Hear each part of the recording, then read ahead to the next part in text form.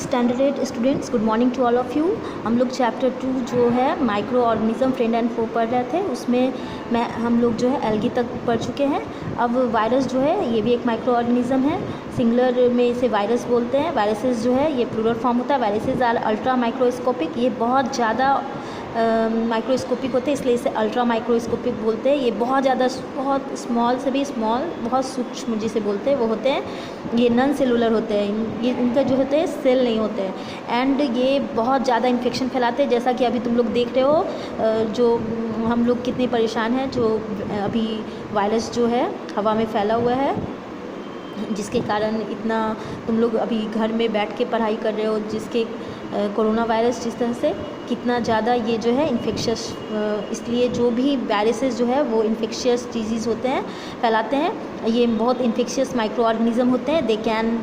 They come to life and can multiply only side the body of a living organism.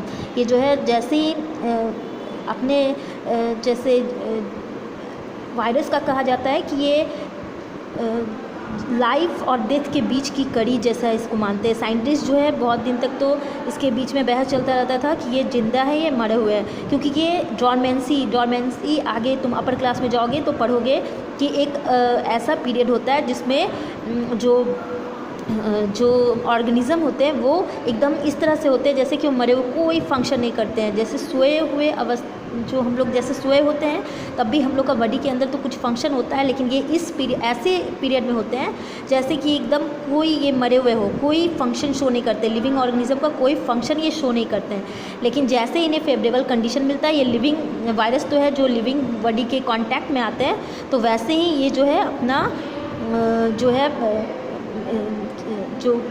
जैसे ही कोई living body के contact में आएंगे तो ये जल्दी जल्दी अपनी संख्या को बढ़ाना शुरू कर देंगे। ये जो है रिप्रोडक्शन स्टार्ट कर देते हैं और बहुत जल्दी इन्फेक्शन फैलाते हैं।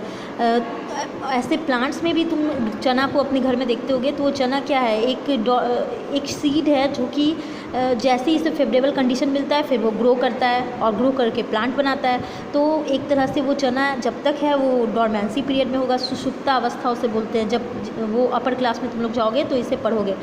तो ये जो है वायरस जो है ये बॉडी के outside the body living organism में जो है या दे इनएक्टिवेट होते हैं और नॉन लिविंग पार्टिकल्स के जैसे होते हैं। They some characteristic of non living things, और उनका जो कैरेक्टरिस्टिक उस समय नॉन लिविंग थिंग्स का होता है और कुछ लिविंग थिंग्स का भी होता है। व्हेन इनसाइड द बॉडी, ये किसी होस्ट बॉडी यानी दूसरे के बॉडी में, जैसे अभी कोरोना वायरस है, जब तक कि बाहर में तो ठीक है तो हम लोग इतने बार हैंड वॉश कर रहे हैं, ये कर रहे हैं ताकि वो हमारे बॉडी के अंदर न जाने पाए। जैसे ही वो जाएगा तो वो अपना रिप्रोडक्शन स्टार्ट कर देगा, हम लोग को इन्फेक्शन फैलाना वो शुरू कर देगा।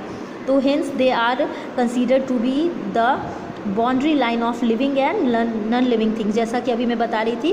इसलिए इसे जो है लिविंग और नॉन लिविंग के बीच की कड़ी मानते हैं, इसलिए इसे बायोलॉजिकल पजल भी कहते हैं।